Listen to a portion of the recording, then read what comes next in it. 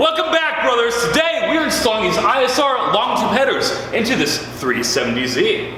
I'm going to give you a step-by-step how-to on installing these properly. Let's get to it.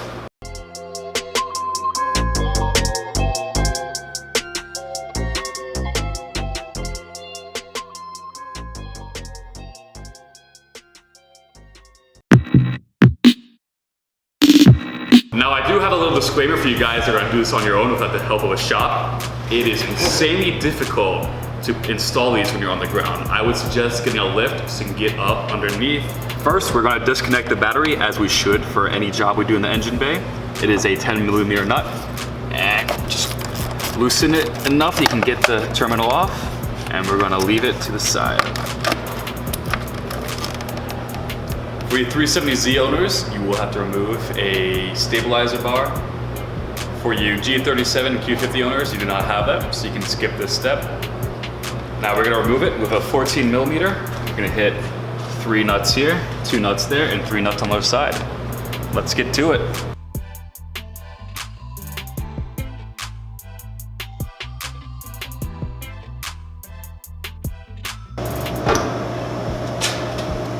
All right. Now that we have the stabilizer bar off, we are going to be removing the intakes. To remove the intakes, we're going to take the MAF sensors and disconnect them. Push in a little bit, push in the clip, pull them off. Both sides on these dual intakes. We're going to be taking 8mm socket, and we're going to be taking the fan clip, loosening it, getting that off of there. Both sides again, as they're dual intakes. Wiggling those free.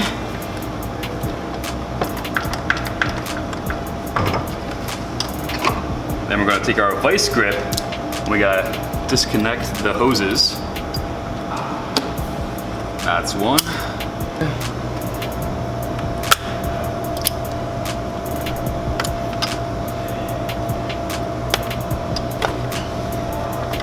All right. Once all those are disconnected, we can come and pull the air boxes out.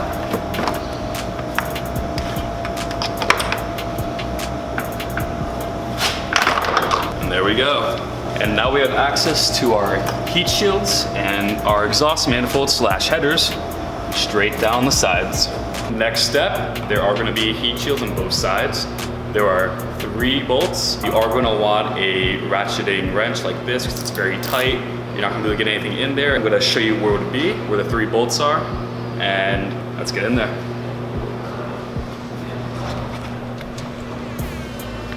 So you have one that's over here, if the camera can see. Another right here, that's gonna be your tough one, where you're basically gonna be on the side, just ratcheting like that. And the third one is up over here. Next step, spray down your header / exhaust manifold bolts with penetrating spray. Soak them up good, you can never use enough. We have 6 bolts. There are 3 on the top, and then there are 3 on the bottom. So I'm gonna start spraying them down.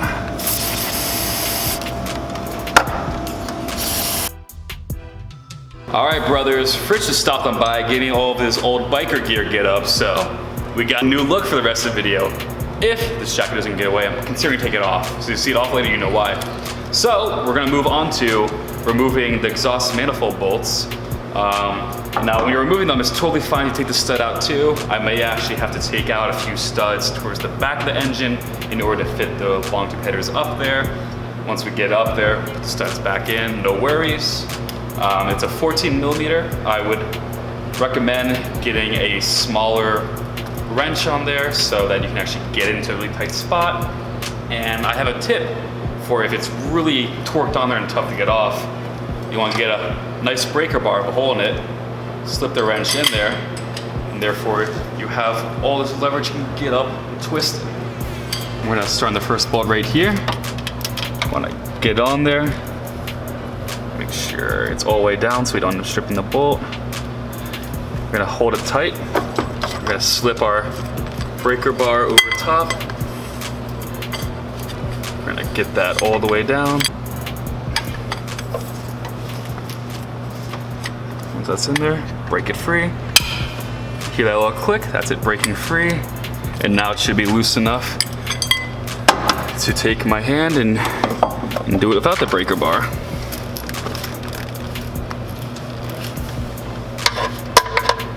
And look, it's actually loose enough that I can get it with my fingers. So just work it off, and that's probably because I've already done these exhaust manifold bolts. For you guys, it's gonna be a little tougher, but every car is different. You just wanna remove all of these. And like I said, there are 6 on each side, 3 in the top, 3 in the bottom. And make sure you don't drop them because you're gonna be searching your engine bay for them. All right, brothers, some of these bolts are very tough to get to. You just kind of work your way around, try out different extensions, different lengths, whatever you need. This is why, again, it's very difficult to do headers or exhaust manifolds on your own cars unless you're an established shop. The shop's gonna have all the tools you need, but if you do have the tools, you gotta work your way around, even with the right tools. And for instance, this exhaust manifold bolt down here, very tough to get to. And even when you're on it, it's still gonna be a quarter of a turn at a time pretty much. Not a quarter turn, a really small turn, like that much each time. And this is why these long tube header installs always take a long time. So remember how I mentioned earlier about not worrying about if you pull a stud out with the bolt? Well, I just did that. And I'm not worried at all. Just keep track of which side's at, where it needs to go. And when you're putting your long tube headers back on, just put it back on like you would a bolt. It's a little bit difficult to line it up, but before you tighten everything down, just make sure you get it in the hole. Here.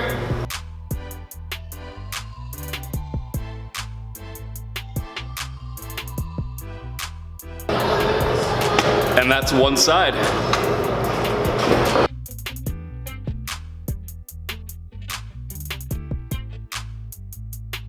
When you have all the bolts off the exhaust manifold / headers, don't forget to unbolt the air-fuel ratio sensor.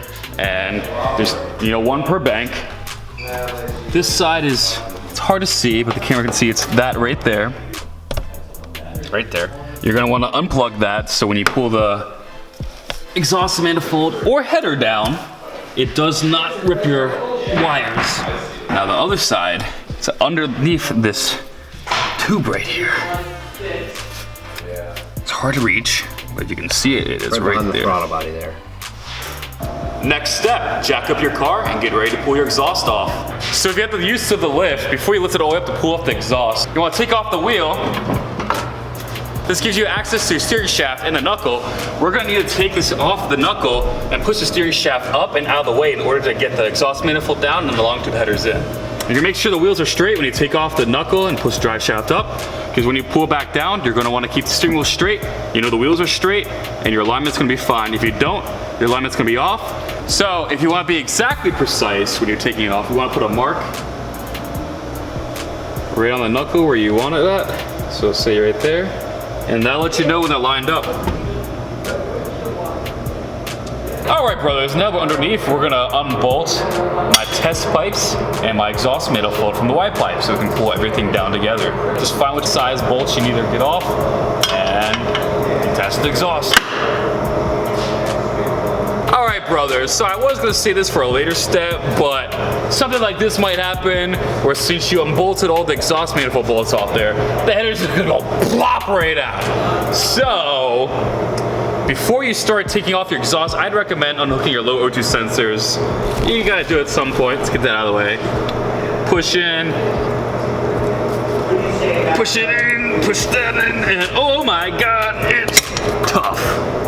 But just keep working it, brothers, and you'll get it out eventually. Don't forget to take your wires out of the holder. All right, let's get this down, and now we're ready to remove. That was too easy. Whoa, that's one.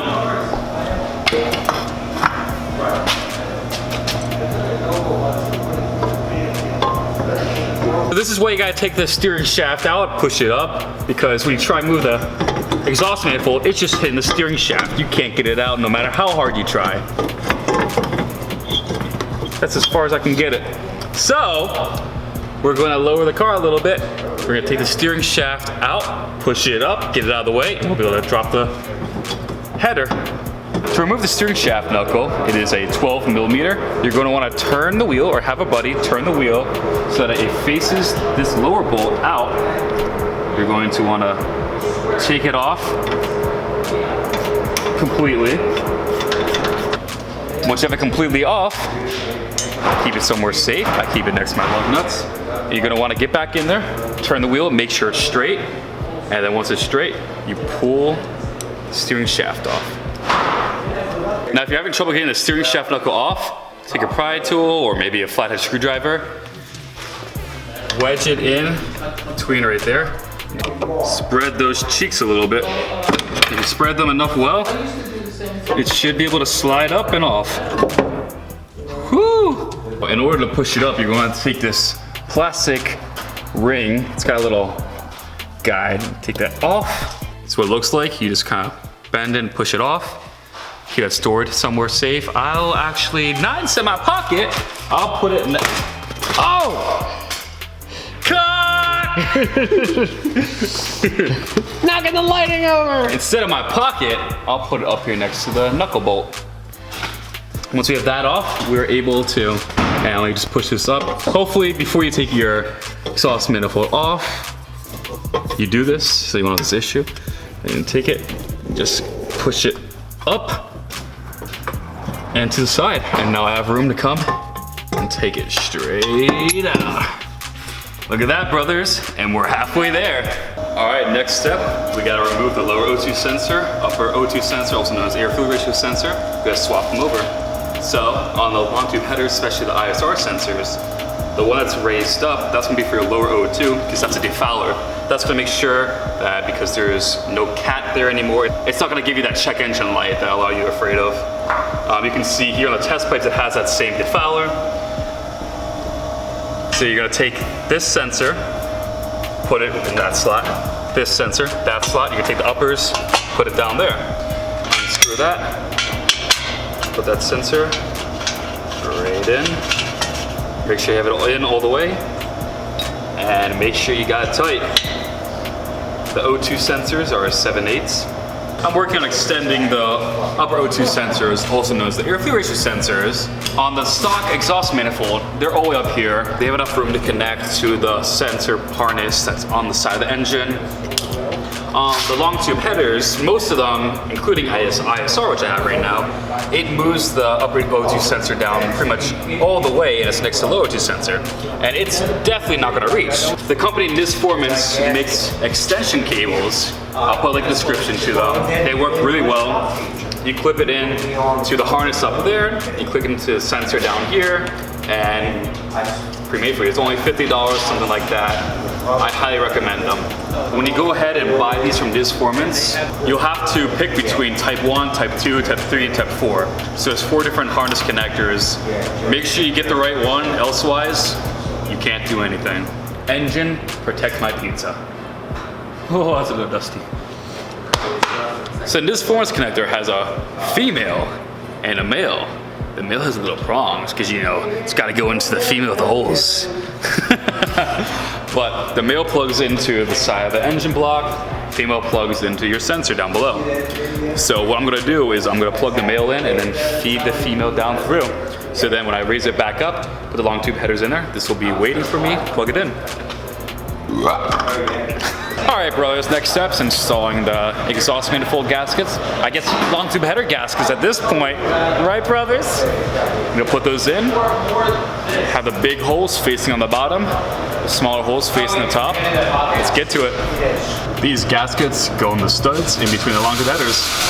Next step, feed your long tube headers up there and rest them on the studs so that when you get back on top, you're able to get the bolts on there and start tightening them up.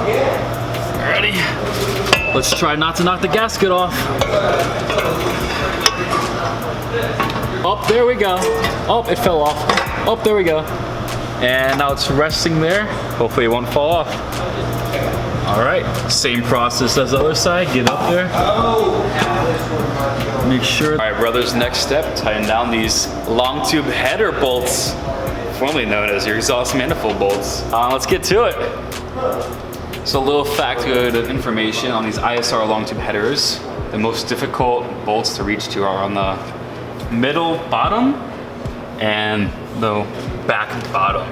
So I'm having trouble getting to those, and I'm thinking we're gonna attack it from the bottom. So we're gonna lift the car up, try to stick our arms down there and tighten it up. You're talking about the bolt on the back side of that header there? Yep.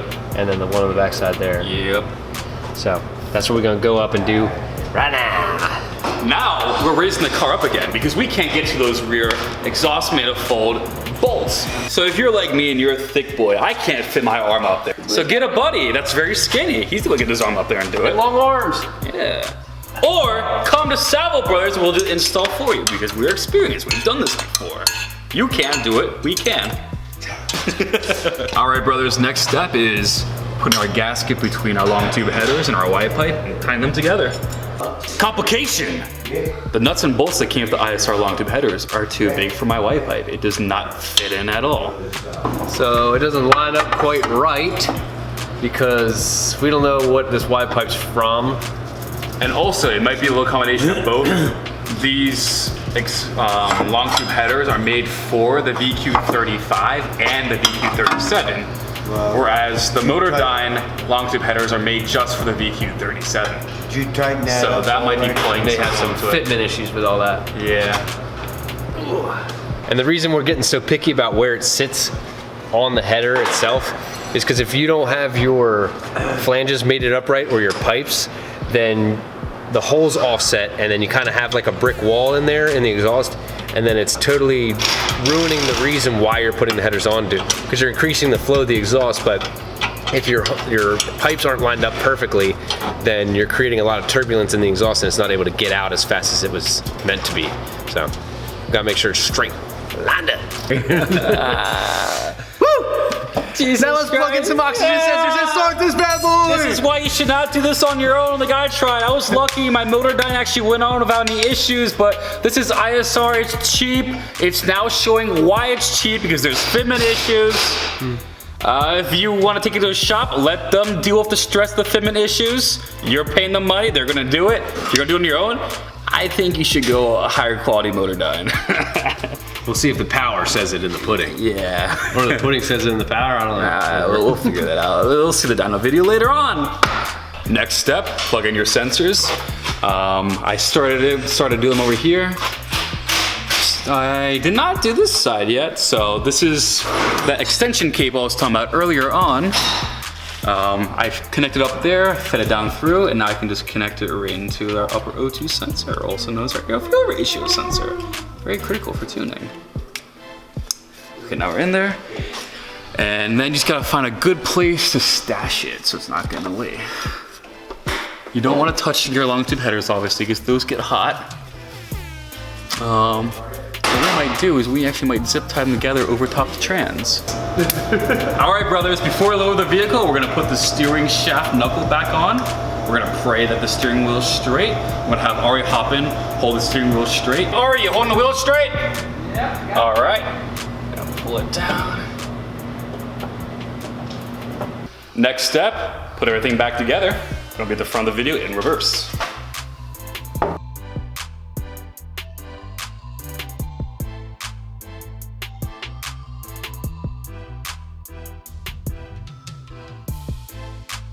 And we're done! Woo!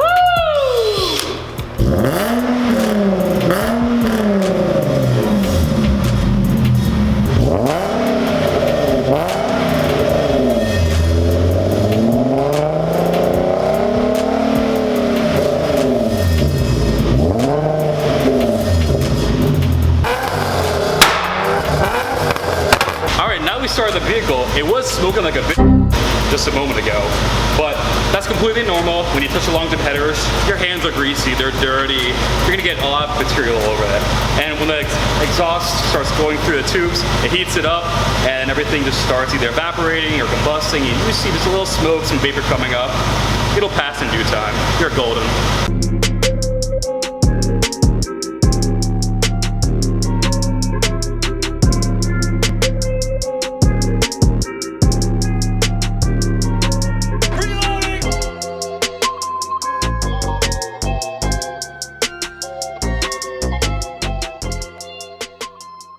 Is this what they feel like? Ow, don't eat it!